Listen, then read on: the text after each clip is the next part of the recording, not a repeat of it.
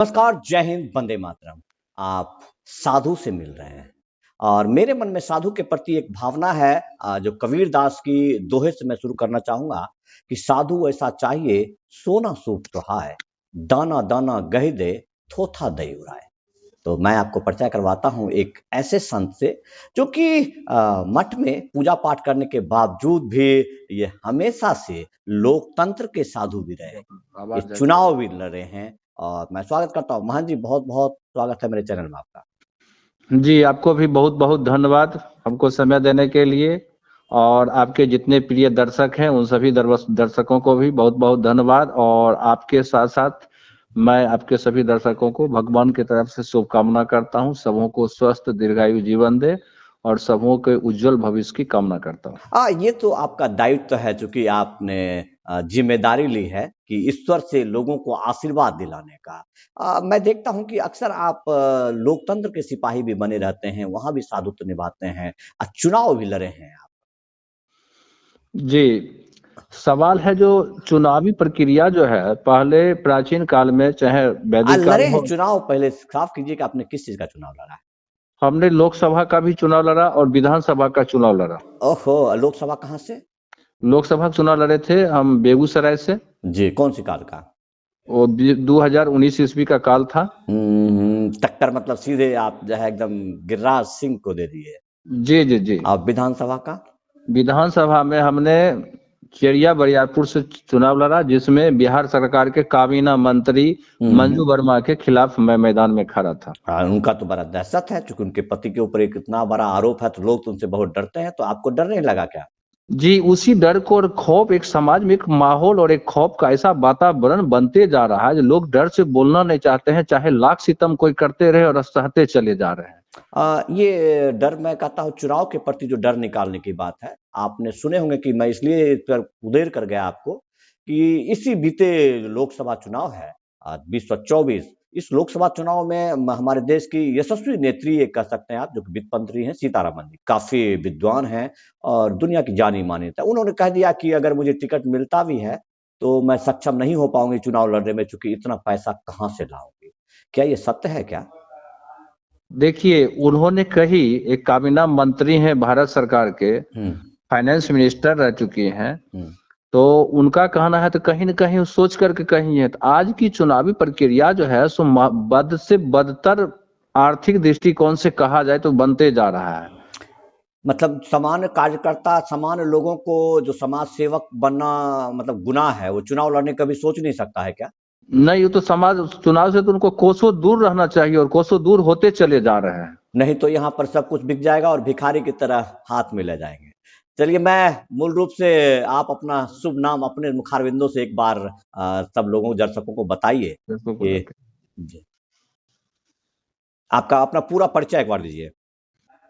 मेरा नाम हुआ डॉक्टर शंभू कुमार और बेगूसराय के मटिहानी ब्लॉक के गोरगामा से मैं बिलोंग करता हूँ और मेरा अस्थाई निवास अभी शांख मोहन, बड़ी ठकुरवाड़ी शांख मोहन, जिला समस्तीपुर का पड़ता है। मैं यहाँ ही रहता हूँ और भगवान की सेवा पूजा करता हूँ।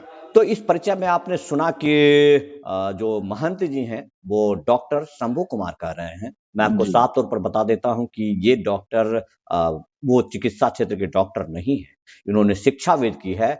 और ये भी जानना बहुत जरूरी है लोगों की, जो आपने शोध किया है, ये शोध किस विषय पर किया है? मैंने शोध किया था, मैं प्राचीन भारतीय इतिहास एवं पुरातत्व विभाग से जुड़ा हुआ हूँ और मैंने शोध किया था मिथिला में दोनवारों का इतिहास। दोनवारों का इतिहास। और वर्तमान में आप साहित्य से उठ करके, इतिहासों से उठ करके उसके बाद आप जो है लोकतंत्र की सेवा कर रहे हैं और साथ ही साथ आप शास्त्र और शिक्षा, मतलब सब कुछ लेकर के जो इस प्रकार से चल रहे हैं, तो मैं चाहूंगा कि इन सब को लेकर के आप एक जगह जा रहे हैं, वो जगह है प्रशांत जी का। वो इसीलिए मैं आपसे मुखातिब हुआ, मैं बताना नहीं चाहा लोगों को या आपको कि कहीं ऐसा ना हो कि प्रशांत जी से आप कहेंगे हमको पूछना पड़ जाए। तो मैं चाहूंगा ये जानना कि इतने बड़े धर्मवीर होने के बावजूद, कर्मवीर होने के बावजूद, शिक्षाविद होने के बावजूद भी आप शायद जनसुराज ज्वाइन किए हैं। जी, मैं जनसुराज सही में ज्वाइन किया हूँ जी। और रही सवाल प्रशांत जी से जुड़ने की बात, जी तो मैं स्वयं भी अपने आप को किसी प्रशांत से कम नहीं समझता हूँ। देखिए बिहार को ऐसे प्रशांत की जरूरत आज से हमको लगता है कि 40-50 साल पहले थी, जब श्री बाबू जैसे के लोगों को लोग भुला दिए, जब एक राजनीतिक का ऐसा अस्थिरता शुरू हुआ बिहार में, जहां पर जयप्रकाश नारायण के जो शिष्य लोग हैं वो अपने आप को ही बिहार का कर्ता धर्ता मान बैठे। सामूहिक रूप से आप कह सकते हैं, हम कहीं नहीं कहेंगे, चाहे नीतीश बाबू हो या लालू जी हो या रामविलास जी हो, जो भी, या सुशील कुमार मोदी जी हो, उस वर्ग के जितने भी उनके शिष्य लोग थे, इनके ऊपर आकर के बिहार एकदम केंद्रित हो गया और ये अपने अनुसार सबको संचालित करने लगे। तो उनके विचारों में है, विचारों में उदारता है, विचारों में प्रवाह है, लेकिन ऐसा नहीं लगता है कि जिस धन स्वराज की बात करते हैं, जो जनता कह रही है कि नहीं जन स्वराज नहीं, ये धन स्वराज है, उसका उपयोग हो रहा है, उसके माध्यम से बिहार के लोगों को क्या मिलेगा, कल ये छोड़ के चले जाएंगे। चूंकि जनमत मिलना बड़ी किस्मत की बात होती है, तो इसमें कहीं आप जैसे महंत लोग यदि उससे जुड़ जाएंगे और असफलता मिली, प्रशांत जी छोड़ चले जाएंगे, फिर क्या करेंगे आप?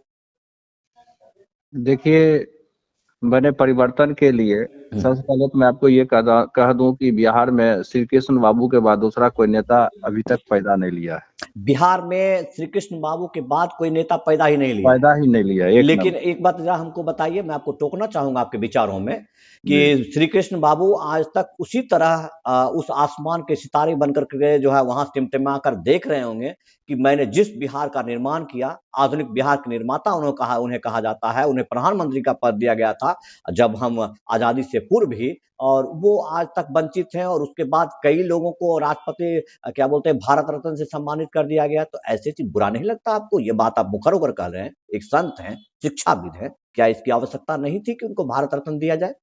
उनको भारत रत्न मिलना सर्व प्राथमिकता के दौर में और पहला स्थान में उनको मिलना चाहिए था। जी लेकिन भारत की राजनीति अभी पहले जाति, धर्म और अर्थ, ये तीनों के ध्रुव पर द्वार पर खड़ा है। जो ये तीनों चीज नहीं मिलेगा तब तक नहीं होगा। और सवर्ण जाति से, मतलब आप कह रहे हैं कि अगले जन्म मोहे जनरल न कीजो।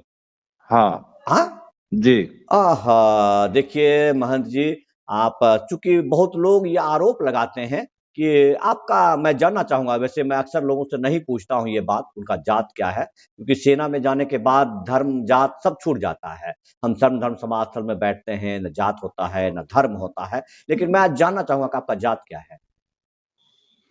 मेरा जात है भूमिहार समाज से हम बिलोंग तब करते हैं। भूमिहार समाज से जब आप बिलोंग करते हैं, तो भूमिहार का इतिहास कहता है कि आप पूर्वत में ब्राह्मण तो थे, लेकिन कर्मयोगी होने के बजाय भूमिहार से भूमिहार हो गए। तो जब जी, भूमिहार समाज से आते हैं आप, और अब पूजा करना आपका पेशा नहीं है, आप एकदम वंचित हैं, आप भी ब्राह्मणों से पूजा करवाते हैं, फिर भी जी, आप मठ में पूजा कर रहे हैं।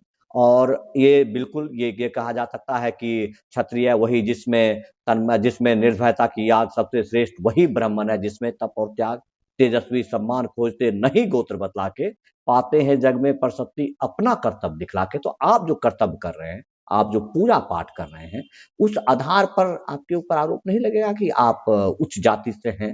लोग पहले तो ब्राह्मण को कोसते हैं कि नहीं ब्राह्मण है तो पूजा करेगा ही करेगा, लेकिन आप तो भूमिहार होकर पूजा कर रहे हैं और फिर ये कह रहे हैं, तो कहीं ना कहीं खेद है ना। आपके जैसे शिक्षाविद को मुखर होकर इस पे बोलना चाहिए, आपको नहीं तो प्रशांत जी को बोलना चाहिए। क्या इस बात को कह पाएंगे प्रशांत जी से आप? जी, हम तो कहीं भी और किन्हीं को भी बोल सकते हैं। आखिर जी हमें जब प्रशांत जी भी कहे जब हम सभी जातियों के लड़ाएंगे, 40-40 सीट पे इतना इतना लड़ाएंगे, तो उन्होंने वो भी तो फिर जाति पे ही आ गए। आ गए आप, तब जब वो भी जाति पर आ गए, वो भी आरक्षण रोस्टर पर आ गए, वो भी क्या आ गए, कम्युनिटी पर आ गए, वो भी बिहार की उन्हीं समस्याओं पर आ गए कि मैं मुख्यमंत्री बनूंगा तो ये करूंगा, मैं मुख्यमंत्री बनूंगा तो ये करूंगा, मैं मुख्यमंत्री बनूंगा तो ये करूंगा। यही बात तो हमें तेजस्वी जी भी कह रहे हैं, यही बात तो हमें अन्य पार्टियों के लोग भी कह रहे हैं कि मैं मुख्यमंत्री बनूंगा तो ये करूंगा। तो हम उनके साथ ही क्यों न रहे, जिनके पिताजी मुख्यमंत्री, जिनके माताजी मुख्यमंत्री, उनका तो लिंक बहुत ज्यादा है। तो प्रशांत जी भी ये कहते हैं कि जी मैं मुख्यमंत्री बनूंगा तभी करूंगा, तब हम कैसे विश्वास करें? ये मैं बिहार की जनता होने के नाते बोल रहा हूं, ऐसा मत समझिएगा कि मैं व्यक्तिगत मुझे कुछ चाहिए, ऐसा मैं फकीर आदमी हूं, राम रखवाला है। देखिए, सहयोग हर लोगों की जरूरत होता है। और रविन्द्रनाथ टैगोर की एक पंक्ति है, जी जो एकला चलो हाँ, तो मैं अकेला যদি भी। তোমার ডাক কেউ শুনে নাই, तो एकला चलो रे उन्होंने बंगाली में कहा है, जिसका मतलब होता है कि अगर आपकी बातों को लोग नहीं सुनते हैं तो आप अकेला ही चल दीजिए। जी जी तो मैं अकेला ही चला, जिसका परिणाम है कि मैंने लोकसभा का चुनाव अकेला लड़ा, जिसका परिणाम है कि मैंने ये विधानसभा का चुनाव अकेला ये लड़ा। काबिले तारीफ है और आपकी बहादुरी को मैं सलूट करता हूं कि आप लोकसभा का चुनाव लड़े हैं और विधानसभा के एक सामान्य आदमी होने, मुझे लगता है कि बहुत बड़े जमींदार वगैरह तो होंगे नहीं, तब तो आप मठ में ही रहते हैं, वहीं सेवा सत्कार करते हैं। तो जी बड़े जी लोग जी। नहीं, सामान्य लोग होकर के आपने इतनी सारी उपलब्धियां ली। तो इस उपलब्धियां जो ये सारी अपनी उपलब्धियां जो आप प्रशांत किशोर जी को देने जा रहे हैं, किस आशा और विश्वास के साथ ये साफ कीजिए हमारी जनता को, हमारी पब्लिक को, बिहार के लोगों मैं चाहता हूं को। जी कि बिहार के लोगों का जो दुख दर्द है, और बिहार के लोगों को एक तारनहार की अभी जरूरत है वर्तमान परिवेश में। और ये दो जो अभी सत्ताधारी हैं, जो किसी न किसी रूप में रंग बदल करके सत्ता में चिपके रहना या सत्ता से चिपक जाना ही इनकी नियति बन गई है। जी कभी चाचा भतीजा की जोड़ी बनाते हैं, कभी भाई भाई की जोड़ी बनाते हैं, और कभी ये दोनों एक दूसरे को गाली देते हैं। मैं उनको पूछना चाहता हूं कि किस मुंह से आप गाली दे रहे हैं और किस मुंह से आप बोल रहे हैं जब हम दोनों एक हैं। कभी कहते हैं वज्र की हमारी ये जोड़ी है जिसे कोई तोड़ नहीं सकता है, कोई कहते हैं ये हमारा दरवाजा बंद हो गया कभी खुल नहीं सकता है। अरे यार क्या बोल रहे हैं, आप ही की मुंह है और आप ही की मुंह दो दो बातें बोल रही हैं। लेकिन ये जो सब बातें जब हो रहा था, तो इन जो भाई भाई की जोड़ी है, भाई भाई की जोड़ी से चाचा भतीजे की जोड़ी में जो कन्वर्ट हुआ, रिश्ते तो अपने रूप बदलते हैं। तो इस रिश्ते में तो प्रशांत जी भी कभी नीतीश बाबू के बिल्कुल करीबी हुआ करते थे।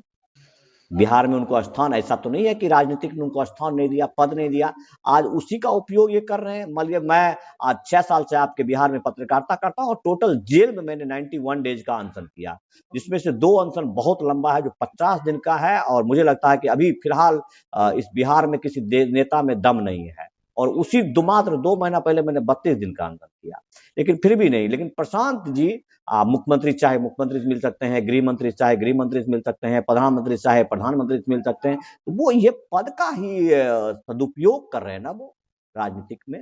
तो उनको इस चीज में कमी कहाँ रह गई? वो भी उसी के साथ निश्चय योजना उन्हीं का दिया हुआ देन है। लेकिन जो कि आप समझते थे, सात निश्चय योजना से बिहार को कितनी बर्बादी हुई है जी। सात निश्चय योजना, जिसे आप गली नल जल कहते हैं या गली नली कहते हैं, वो गली को सिर्फ तोड़ने का काम किया, मतलब लूट का एक अड्डा बना दिया बिहार। तो ये सब बच्चों का, जी बोलिए। ये सब प्रशांत जी के द्वारा ही दिया हुआ है, तो कैसे कर सकते हैं कि मुझे मौका नहीं मिला या अब मौका मिलेगा तभी मैं करूं? देखिए ये प्रशांत जी का अपना व्यक्तिगत विचार होगा। जी मेरा विचार है कि अभी आपने नल जल योजना की बात की या सात निश्चय योजना, ये जो माननीय मुख्यमंत्री महोदय या बिहार सरकार के द्वारा जो चलाई गई योजनाएं हैं, ये बच्चों के एक लिपा पोती का जो खेल होता है, सिलोट पर पहले लोग लिख करके और मिटा देते थे, बच्चे लोग भी मिटा देते थे। सरकार की वैसी ही योजना है जो सिलोट पर लिख करके इसको मिटा देंगे। यही एक तरफ सड़क तोड़ा जा रहा है, एक तरफ कर रहे हैं हम नल बिछा रहे हैं, एक तरफ पाइप लगा रहे हैं, एक तरफ सड़क को तोड़ रहे हैं, करोड़ों रुपये बनने वाली सड़क को तोड़ रहे हैं। तो प्रशांत जी जिस प्रकार से लोगों को मोटिवेट करते हैं कि आप भुगत रहे हैं, तो आप यदि नहीं बोलेंगे तो आपके बच्चे भुगतेंगे, आप नहीं बदलेंगे तो आपके बच्चे भुगतेंगे आने वाली, ये सब सत्य बातें, दो टूक सत्य बातें हैं। लेकिन ये सिर्फ सुनने वाली बातों में ये क्यों नहीं आता कि प्रशांत जी क्यों नहीं उस नल को जाकर पकड़ कर बैठ जाते का जी नीतीश बाबू हमने ये योजना जो दिया था आपको, ये जनता को जल देने के लिए दिया था, लेकिन आप सिर्फ नल दे करके, टोटी दे करके जो लोगों को ठगे हैं, ये सब भी तो कर सकते थे। हमने अमिताभ बच्चन की एक फिल्म की गाना है कि जितना आसान है कहना भूल जाओ, पर उतना मुश्किल है पर भूल जाना। इसलिए जितना आसान है कहना उतना ही कठिन है करना। मतलब हम ये कहें कि बिहार के लोगों को इसी तरह से हर आदमी से सिर्फ आजमाना पड़ेगा, जिस तरह से हम सबको आजमाए, तो प्रशांत जी को हम सिर्फ आजमा के देख लें कि भैया कोई देते हैं कि नहीं देते, मतलब 5 साल इनको भी सिर्फ देख लें, यही ना। देखिए ये तो देखने का एक बात है, देखना तो पड़ेगा ही, एक नंबर परिवर्तन की दौर है, परिवर्तन संसार का नियम है, तो देखना पड़ेगा, मजबूरी है हमारे लिए जी, एक नंबर। और दूसरे नंबर में है कोई नए जब आएंगे तो कुछ ना कुछ परिवर्तन जरूर होगा। अच्छा, दूसरी बात हम आप चूंकि इतना ही लोगों को आपने जितनी बात कही, मुझे लगता है कि लोग बहुत समझ जाएंगे, और आपके जैसे मुखर लोग यदि वहां गए हैं तो मुझे लगता है कि समझौता तो आप कभी भी नहीं करेंगे। चूंकि उनके मैं कभी समर्थक तो नहीं रहा हूं, लेकिन खबर चलाना हमारा दायित्व तो जो मिलता मैं चलाता हूं। उसमें से एक चीज हमें देखने को मिलता है कि जो जनसुराज से जुड़े लोग हैं, ये वन मैन पार्टी जैसे बनकर रह गई है। प्रशांत जी के अलावा किसी को बोलने, चूंकि एक अभी अध्यक्ष महोदय है जो कुछ दिन से 2-4-5 दिन से ये एमएलसी चुनाव के बाद जो हुआ है, उनको सेकंड पोजीशन पर रनर रहे वहां पर तिरहुत विधान परिषद क्षेत्र से। उसके बाद मैं सुन रहा हूं उसको, अदरवाइज कोई बोलता ही नहीं था वहां से। प्रेस विज्ञप्ति हो चाहे कोई भी चीज हो, हर चीज प्रशांत जी प्रशांत जी प्रशांत जी से शुरू होता है। लेकिन बिहार में 243 विधानसभा क्षेत्र है, और आप यदि एक आदमी बोल करके ही वोट लेता है तो 243 लोग किस लिए निर्धारित किए गए हैं? आप 243 लोगों का चुनाव आप ही लड़ेंगे क्या? क्या क्षेत्र में आपको बोलने दिया जाएगा, या आपके बात पर वोट लड़ा जाएगा, या सिर्फ प्रशांत जी के नाम पर? ये पद लोलुपता, अपनी अकर्मण्यता और संस्कारहीनता का प्रतीक होता है जी। हम जब तक अपनी जिम्मेदारी नहीं लेंगे, जब तक जनता के दुख दर्द को जब तक हम खुद स्टैंड नहीं करेंगे, किसी के नाम के भरोसे जिएंगे। व्यक्तिगत एक विधानसभा में एक विधायक सर्वे सर्वा होता है, चाहे वो पक्ष का हो या विपक्ष का हो या निर्दलीय हो। वो विधानसभा में पहुंच गया तो वो मुखर होकर अपने विधानसभा की बात कर सकता है। इसमें किसी भी मूल नेतृत्वकर्ता की आवश्यकता नहीं होती है। मैं तैरने की काबिलियत रखता हूँ, नाव पे चढ़ के पार उतरने की ही नहीं। इसलिए हमें तैरना भी आता है और नाव पे चढ़ के भी पार उतरना आता है। लेकिन तैरना सामान्य पानी हो तब तो, ये तो आग का दरिया है जिसमें डूब कर जाना होता है। हम आग का दरिया है तो हम सोलह बन करके उसमें जैसे सोना की तरह जल करके फिर बाहर निकल करके निखर जाएंगे। जैसे आपने यातनाओं को भोगा और निखर गए, हम आपके बारे में जानते हैं। नहीं, कहाँ निखरे हैं, हम तो बस भुगत रहे हैं। सिर्फ आपके सिस्टम में, आपके लोकतंत्र, चूंकि आपने देखा होगा पिछले दीपावली में मेरे घर पर पोस्टर लगा था कि संतोष राय लोकतंत्र के शमशान में, इसलिए हम दिवाली नहीं मना रहे हैं। लेकिन ना तो आपके ब्लॉक का बीडीओ, सीईओ, कोई किसी कान पर जू तक नहीं रहेगा, तो हम निखरेंगे कहाँ? हम तो घूट बर्दाश्त कर रहे हैं सिर्फ, और चाहते हैं कि आपके जैसे लोग वहां तक पहुंचे जो ये चीज समझे कि मैं निखर रहा हूँ। तो बहुत बहुत आभार है आपका, आपके यहाँ से आशीर्वाद मिल रहा है। हमारे अधिकारी जो है वो आपको नहीं पहचान पाए किसी कारण से जी, लेकिन आप ये समझ जाइए कि हम कोसों दूर बैठ करके भी आपकी तपन को देख रहा हूँ, समझ रहा हूँ। तब तो मैं आपको याद कर रहा हूँ कि आपने बहुत बड़ी तपीस को झेला है और झेल रहे हैं। बहुत बहुत आभार आपका। इस तरह से आप यदि ध्यान रखते हैं आपके साधु जैसे लोग, तो मुझे बड़ा अच्छा लग रहा है। इसी के साथ और भी कुछ जो आप कहना चाहते हो बिहार के लोगों के लिए, साफ शब्दों में संदेश, वो आप दे सकते हैं 1 से 1.5 मिनट में। आपने एक सवाल किया जो मुझे अच्छा लगा और मैं उस पर आपको रूबरू करा देना, अपने आप को रूबरू कर देना चाहता हूँ कि मैं किसी के भी साथ रहूं। जी।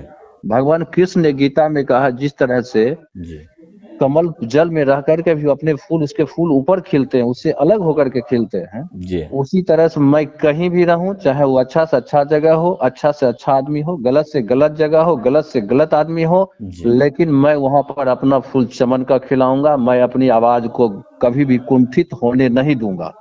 सिर्फ हमें आशीर्वाद ईश्वर की चाहिए और सभी जनता जनार्दन और आप जैसे महानुभाव लोगों का चाहिए। बहुत बहुत आभार आपका, चूंकि आप आशीर्वाद देने वाले हैं, आप साधु हैं, और इस मुखरता के साथ आपकी यदि ये भावना है, मैं आपके भविष्य की उज्जवल कामना करता हूं। और मैं चाहूंगा कि आप भी प्रशांत किशोर जी से प्रेरित होकर के ही नहीं, आपसे प्रशांत किशोर जी प्रेरित होकर काम करें, और आपके जैसे शिक्षाविद जो कि हर क्षेत्र में, शास्त्र में और क्या बोलते हैं, जो आप इस वर्तमान जो शिक्षा पद्धति है उससे भी शोध किए हुए हैं। तो इसके लिए बहुत बहुत आभार आपका, और आप हमारे साथ जुड़े इसके लिए अंत में बहुत बहुत आभार, सादर प्रणाम। बहुत बहुत धन्यवाद आपका भी। जी, जय हिंद।